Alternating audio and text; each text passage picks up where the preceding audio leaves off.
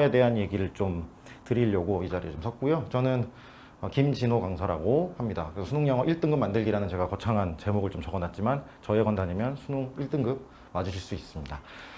제가 오늘은 뭐를 말씀을 좀 드릴 거냐면, 어차피 뭐 입시 같은 경우에는 이따가 이만기 소장님께서 뭐 너무나 자세하게 최고의 전문가시기 때문에 자세하게 말씀을 드리도록 하실 테니까 저는 그냥 간단하게만 입시의 변화에 대한 얘기를 좀 잠깐 드리고, 그 다음에 그 변화는 입시 속에서 수능 영어가 지금 어느 정도의 어떤 위치에 와 있는지 그 말씀과 함께, 그 다음에 저희 학원의 수능 영어 프로그램을 소개를 함으로써 오늘 발표를 마치도록 하겠습니다. 일단은 뭐 이렇게 나왔어요. 2023년도까지 수능 위주 전형을 40%까지 늘리도록 할 것. 지금 서울대가 올해 30% 정도로 지금 일단은 늘렸고요. 그 다음에 2023학년도면은 이제 내년이 되겠죠. 내년에 이제 수능을 보게 되면은 그때는 이제 40%까지. 그럼 이제 거의 모든 학교가 지금 40%까지 이제 맞춰가고 있는 그런 상태이기 때문에, 아무튼 뭐 그전에는 뭐 한 20% 정도까지 내려갔었던 이 정시의 어떤 그런 비중이 이제는 40%까지 이제 는다라고 우리가 볼 수가 있습니다. 그만큼 이제는 많이 이제 차지를 하게 됐는데, 사실은 정시 40% 기준이 적용되는 대학 보시면요, 이게 전체적으로 봤을 때는 저희 4년제 대학이 전국에 한 200개 정도의 학교가 있다고 치면, 그걸 전체로 봤을 때는 한 아직도 그래도 한 20% 상이 조금 올라가는 거라고 하지만, 사실 저희 강남권뿐만이 아니라 여러 그 자제분을 두신 우리 어머님들, 그리고 우리 학생들의 목표는 다 여기 있는 이런 대학 아니겠습니까? 인서울에 있는 소위 이름을 얘기하면 알 수 있는 그런 대학만 따졌을 때는 다 40%로 올라갑니다. 근데 이게 말이 40%죠. 사실은 이 정시 수능의 그 중요성은 뭐냐면, 뭐 여러 가지 이제 요인까지 다 합치면은 거의 70%, 80%까지는 거의 수능에서 판가름이 난다라고 이제는 보셔야 될 것 같은 생각이 좀 드네요. 뭐 최저 등급도 있고 그럴 거니까요. 그래서 일단은 40%까지 늘린다. 그러나 40% 이상의 어떤 그런 중요성을 가지게 될 것이다 라고 충분히 저희가 예상을 할 수가 있습니다. 그리고 이제 그 학교별로 이제 나눴을 때도, 이제 영어 3등급이 이제 스카이대학교 못 간다? 뭐 이렇게 점점점 해가지고 이런 기사가 좀 나왔었어요. 그래서 2020년 정시부터, 즉 한마디로 이제 올해 수능을 보는 올 고3 때부터인데, 영어의 각 대학에서 이제 영어 분별력을 이제 따졌을 때 그 영어의 영향력이 굉장히 강화된다라는 것에 또 주목을 하실 필요가 좀 있을 것 같아요. 예를 들어서 뭐 여기 제가 서울 또 연고대 뭐 스카이대학만 기억하는 그런 세상이라서 제가 서울 연고대를 갖다가 이렇게 해왔는데, 간단하게 그냥 아주 간단하게만 설명을 해드리면, 올해의 그 입시의 그 영어 그 반영 방법과 그 다음에 내년도, 그러니까 올해 수능을 봤을 때 내년도의 영어의 그 반영 방법, 그 등급 간의 그 차이가 조금 커집니다. 그래서 보시면은 뭐 여기 0.5, 0.5, 0.5, 0.5. 그럼 0.5라는 것은 뭐 이게 0.5점만 깎는다는 얘기죠. 1등급에서 2등급 사이에 0.5점만 깎고, 똑같이 다 0.5점만 깎으면 사실 1등급과 5등급 사이는 2점 정도밖에 차이가 안 났습니다. 그래서 영어 가지고서 서울대를 못 간다 그런 얘기는 없었는데, 이제는 보시다시피 올해 수능을 본 이제 내년에 입시에서는 각 등급 간의 어떤 그런 그 차이가 굉장히 커집니다. 그래서 1등급, 2등급은 0.5점이지만 이제 2등급부터는 뭐 1.5점, 그 다음에 4등급에서 2점, 2점 이런 식으로 이제 커지고, 연세대는 원래 이제 영어가 좀 셌습니다. 그래서 그 간격이 좀 원래 좀 굉장히 컸죠. 그 다음에 고려대도 굉장히 작았다가 보면은 3점, 3점, 3점 차이가 이렇게 나는. 그래서 이제는 3등급 맞는다? 그러면은 서울연고대는 좀 힘들지 않나 라는 그런 어떤 추세로 가고 있다고 보시면 됩니다. 그래서 영어를 잘 보셔야죠. 그리고 좀 이따가 제가 왜 영어 정시를 잘 봐야 되냐라는 거에 대한 얘기도 한번 좀 말씀을 드리도록 하겠습니다. 수능 영어에 대한 얘기를 좀 해보면, 2018년도에 이제 절대평가로 바뀌면서 총 1등급 비율이 그 18년도에는 10% 정도까지 나왔습니다. 그래서 90점 넘는 학생이 전국에 이제 52,000명, 53,000명 정도 되겠네요. 그래서 10%가 이제 1등급이 나왔습니다. 그래서 솔직히 난이도 조절이 조금 실패를 했었죠. 그러다 보니까 그 다음 학년도에는 이제 난이도를 갖다 좀 맞춰야겠다 해가지고 조금 어렵게 냈습니다. 그래서 5%까지 이제 낮췄는데, 그러다 보니 너무 어려웠어요. 보시면 확연히 차이가 나잖아요. 2020학년도에는 조금 정상적으로 좀 가는 척 했습니다. 그래서 7.4%? 이 정도면 뭐 괜찮은 어떤 그런 수치라고 봤을 때, 작년의 특성 같은 경우에는 아무래도 좀 코로나 여파도 있었고 그렇기 때문에 문제를 좀 쉽게 내셨는지 12점 정확하게는 뭐 66%, 그래서 12.7%까지가 이제 늘어났죠. 근데 이거는 어쨌든 작년도까지의 수능이고요. 올해 이제 6월 초에 이번 달 초에 이제 모평을 봤는데, 소위 말하는 이제 평가원 모의고사를 봤는데, 이번 모평이 좀 어려웠어요. 그래서 1등급이 아마 5%에서 6% 사이일 거라는 어떤 그런 예상과 함께, 그리고 실질적으로 이번 수능은 그래서 제가 감히 말씀드리지만은 어렵습니다. 어려울 거고요. 보통 6월 모평을 갖다가 따라간다고 보시면 되거든요. 그래서 올해 수능은 당연히 어려워질 것이고 아마 5% 6%에서 1등급이 또 나오지 않을까. 그럼 2019학년 쪽으로 회귀를 하겠죠. 근데 물론 그런 난이도도 있겠지만 그럼 왜 이렇게 어려워졌느냐라는 것을 조금 말씀을 좀 드리면 요겁니다. 요게 이제 좀 나름대로 큰 어떤 역할을 좀 했죠.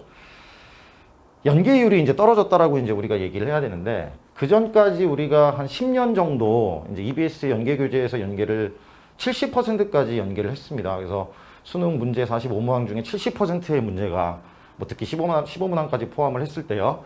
대략 한 30문제 이상 정도가 이제 연계가 됐는데, 그 중에 직접 연계가 7문항에서 한 8문항 정도가 직접 연계가 됐어요. 그럼 직접 연계라는 것은 뭐냐면, 이제 고등학교 3학년 올라가게 되면은 EBS 연계 교재를 갖다가 막 배우는데 그 지문을 그대로 수능 문제에다가 그대로 옮깁니다. 그래서 유형만 바꾸는.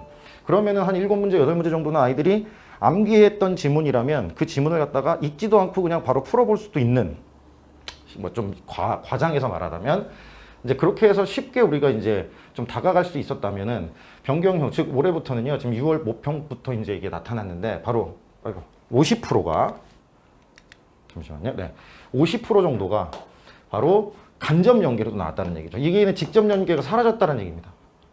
근데 간접 연계가 그럼 뭐냐? 그래서 밑에 설명을 좀 달아놨는데, EBS 교재 지문과 주제 요지가 유사한 지문을 다른 책에서 발췌해서 사용하는 것.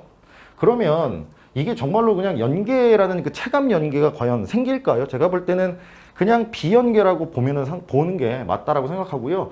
그렇게 따지면 수능은 다시 옛날 연계가 없었던, EBS 연계가 없었던 옛날로 그냥 회귀했죠. 그러니까 모든 지문이 그냥 다 본인이 처음 읽고 그 다음에 처음 이해하고 그래서 문제를 갖다가 푸는 그런 스타일의 이제 수능으로 다시 바뀌었다라고 보시면 되겠습니다. 그래서 이 부분 자체가 이제 일단은 큰 부담이 될 것이고, 그리고 일단은 뭐 작년에 이제 학생들이 이제 코로나도 있고 그 다음에 절대평가라는 어떤 그런 늪에 빠져가지고 나도 90점만 맞으면 1등급이다 라는 어떠한 그런 그 생각을 막 가지고 있으니까 공부를 안 합니다. 영어에 대한 공부를 너무나 안 했었어요.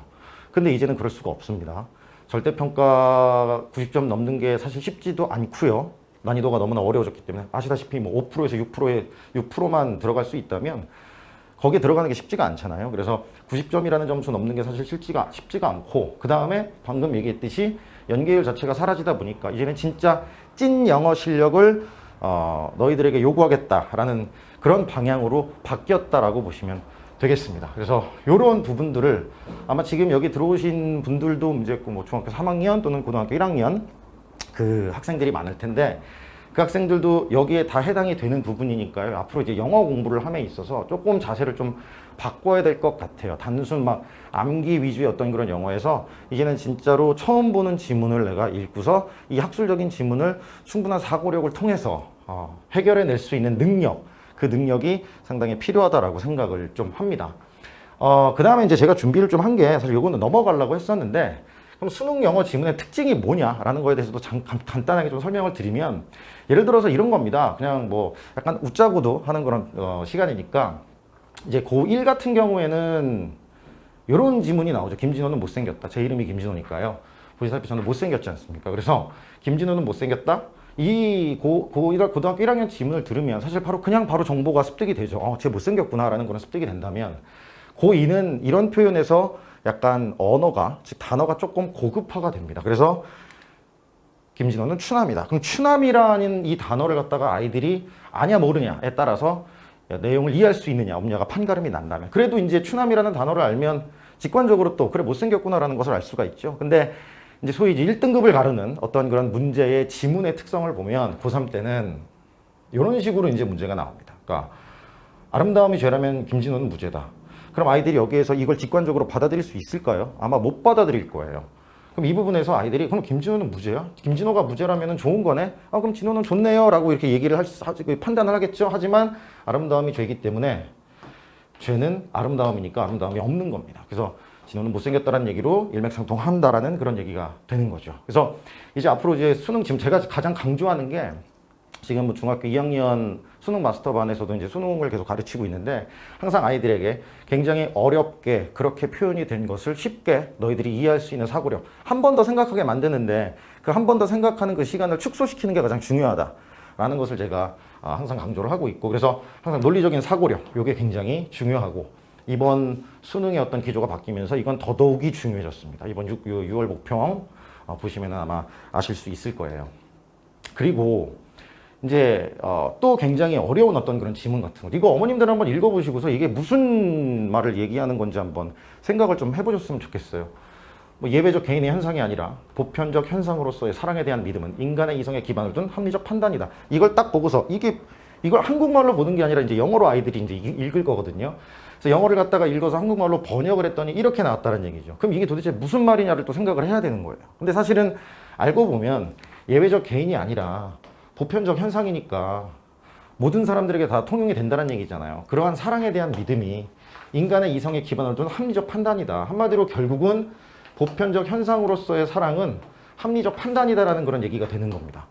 결국은 뭐냐면 누구나 사랑을 할 수 있다라는 그런 표현을 이렇게 어렵게 막 이렇게 학술적으로 썼다라고 보시면 되는 거죠. 이러한 지문을 영어로 읽고 이걸 한국말로 번역을 한 다음에 이것이 무엇을 의미하는지를 갖다가 파악하는 이게 솔직히 말하면 이런 게 바로 독해의 어떤 그런 주된 목적이라고 보면 되겠습니다. 글을 읽는 방법. 이게 맞다라고 저는 생각을 하거든요. 그래서 이런 거를 기반으로 제가 좀 수업을 진행을 좀 하고 있습니다. 수능 영어 지문의 특징 이런 것들을 조금 잘 할 줄 알아야지만 1등급을 맞을 수 있다라고 생각을 하고 그런 부분에 대해서 아이들에게 계속 배양을 저희는 시키고 있다라고 생각을 합니다.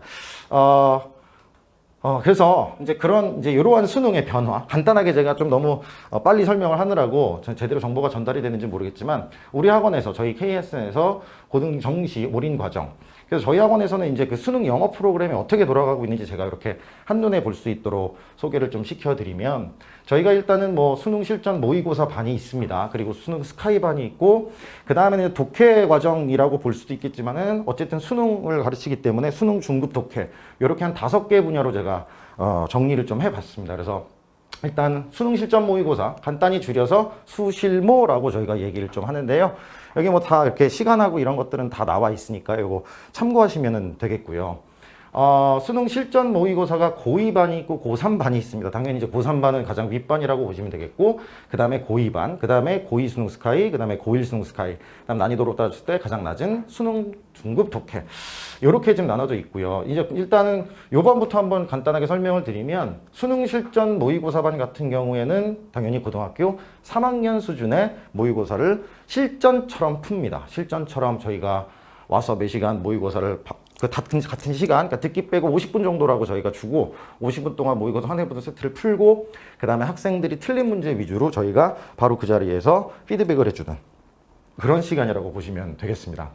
시간이나 이런 것들은 어느정도 충분히 채팅창에서 참고하실 수 있을 거라고 생각이 좀 듭니다. 그리고 이제 특성이 뭐냐면요. 저희가 이번에 6월 목평을 판단을 했을 때 사실은 이게 평가원 모의고사가 마치 소위 사설기관의 모의고사처럼 문제가 나왔다라는 생각이 좀 들어요. 뭐 저희 생각뿐만이 아니라 대부분의 영어 선생님들이 아마 그런 생각을 좀 하셨을 텐데, 그래서 어차피 이제는 EBS 교재에만 저희가 집중을 할 필요는 사실은 이제 없는 세상이 왔거든요. 연계율이 이제 떨어졌고, 연계 자체가 사실은 이제 거의 무시가 됐다라고 생각했을 때는, 물론 EBS 교재도 다 저희가 사용을 하긴 하겠지만은 EBS 교재가 굉장히 좋은 교재거든요. 근데 그것뿐만 아니라 그 외적인 어떤 모든 지문들, 그런 많은 지문들을 갖다가 학생들에게 읽고 혼자서 그걸 갖다가 풀 수 있는 능력을 배양하는 그런 시간을 저희가 가지려고 합니다. 그 다음에 두 번째가 수능 실전 모의고사 고2죠. 이건 말 그대로 고2 난이도의 수준을 갖다가 역시 똑같이 매시간 50분 동안 문제를 풀고 그 다음에 그 현장에서 바로 피드백을 하고, 물론 여기에 또 숙제가 나갑니다. 숙제가 나가기 때문에 한 회분의 모의고사를 또 학생들이 또 집에서 풀어와야 돼요. 그러니까 학생들이 올 때마다 사실은 2개의 모의고사를 푼다고 보시면 되는 거죠. 그러면 저희가 뭐 주 2회 반이 8회차 수업이라고 친다면 그 학생들은 저희 여름방학 동안에 총 16개 정도의 모의고사를 해결해 낼 수 있다라고 생각을 좀 합니다. 자, 그 다음에 이제 여기에서 이제 조금 더 이제 수능 스카이라는 반이 좀 있죠. 그래서 고2 수능 스카이는 마찬가지 고2지만은 고등학교 3학년 수준의 실전 수능 모의고사 풀이를 통한 정시 준비를 강의하고요. 그래서 수실모 강의보다는 조금 한 단계 쉬운 모의고사 강의라고 생각을 하시면 되겠습니다. 그래서 그 고2 수능 스카이반은 시간은 이렇게 되어져 있고, 그 다음에 고1 수능 스카이반 같은 경우에는 고등학교 3학년 수준이긴 하지만 이제 아무래도 3학년 수준에서 좀 낮은 어떤 그런 거. 그래서 고1 수능 스카이반은 또 이렇게 구성이 좀 돼 있다는 것을 생각하시면 되겠습니다. 그 다음에 이제 가장 이제 밑에 반이 수능 중급 독해인데요. 이제 이 수능 중급 독해는 약간 좀 베이스가 조금 부족한 어떤 그런 학생들을 위해서 저희가 이제 오픈을 좀 했습니다. 그래서 수능 독해 문제 자체가 조금 이제 힘든 그런 학생들을 위해서 독해 영역 집중반을 만들었기 때문에요. 독해를 하는데 좀 어려움이 있다. 물론 여기에서 말씀드리는 독해는 구문 독해도 물론 약간은 포함이 되겠지만은 지문 독해를 조금 말씀을 드리는 겁니다. 그래서 구문 독해는 사실 문장을 막 이렇게 각각 분석을 하는 걸 구문 독해라고 얘기하면, 지문 독해는 전체의 글을 읽고서 그 지문에 대한 정보를 습득을 하는 것을 목표로 두고 있거든요. 그러니까 이런 반 같은 경우에는 조금 대입 파악 위주의 어떤 그런 것도 설명이 좀 들어갈 거예요. 당장 아이들에게 수능 지문 독해를 주다 보면은 이 글이, 이 작가가 우리에게 중점적으로 주는 어떤 그런 대의, 즉 큰 뜻, 주제, 이런 것들 파악도 잘 못하는 경우가 사실 생각보다 많거든요. 그래서 그런 기본부터 좀 탄탄하게 나가야 할 학생들에게 필요한 수업이라고 생각을 합니다. 어느 정도 이제 이런 식으로 이제 그래프를 굉장히 잘 만들었죠. 깔끔하게 만들었는데, 이런 식으로 생각하시면 됩니다. 고3 수실모 학생 같은 경우에는 안정적인 1등급을 갖다가 현재 1등급 정도가 나오면서 안정적인 1등급을 갖다가 좀 더 유지를 하고 싶다라는 그런 학생들을 위한 그런 실전 모의고사 반이라고 보시면 되겠고, 그 다음에 고2 수실모 같은 경우에는 1, 2등급, 그러니까 내가 지금 1등급에는 약간 오르기도 좀 애매하고, 그 다음에 2등급에서 계속 놀고 있다 보니까 너무 자존심 상하고 빨리 1등급으로 올라가고 싶다라는 어떤 그런 학생들을 위한 수업이라고 보시면 되겠고요. 그 다음에 고2 수능 스카이는 현재 안정적인 2등급, 그러니까 85점 이상은 맞고 있는데, 그 한 문제, 두 문제, 그래서 그 1등급을 갖다가 오르기가 굉장히 좀 버겁다라는 학생들을 위해서 추천해주고 싶은 강의가 바로 고2 수능 스카이 반이라고 보시면 되겠고요. 그 다음에 고1 수능 스카이, 이거 반명은 이제 고1이라 그래서 고1 거를 다루는 게 아닙니다. 오해하지 마시고요. 반면 고1 수능 스카이 같은 경우에는 이제 현재 고3 모의고사를 기준으로 봤을 때 2, 3등급 정도 나오는 학생들을 위한 수업이라고 보시면 돼요. 그래서 지금 2, 3등급 정도면은 아마 이제 80점 정도에서 왔다 갔다 하는 정도의 학생들을 위한 어떤 수업이라고 보시면 되고요. 그 다음에 아까 말씀드린 수능 중급 독해 같은 수업 같은 경우에는 이제 3, 4등급. 3, 4등급이면은 70점에서 60점에서 70점 사이 그 정도 나오는 학생들이 들을 만한 그런 수업이라고 보시면 되겠습니다.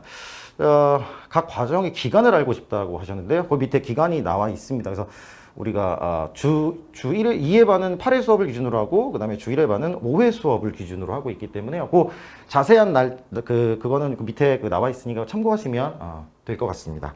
그 다음에 이런 저희 그 수능 영어 프로그램 그 외적으로 요것보다도 아까도 이제 그 정리 팀장님께서 말씀을 좀 하셨는데, 요것보다도 자기는 조금 더 좀 더 고급화된 과정을 밟고 싶다. 그러면 여기 독해 과정이 따로 있죠. 이건 심화 독해라고 보시면 되겠는데요.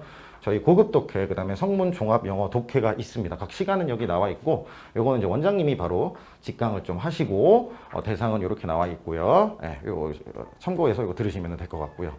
네, 이렇게 해서 제가 저희 간단하게 수능 영어와 그 다음에 독해 프로그램에 대해서 설명을 좀 드렸는데요. 많은 좀 유익한 시간 좀 됐었으면 하는 바람으로 마무리 짓도록 하겠습니다.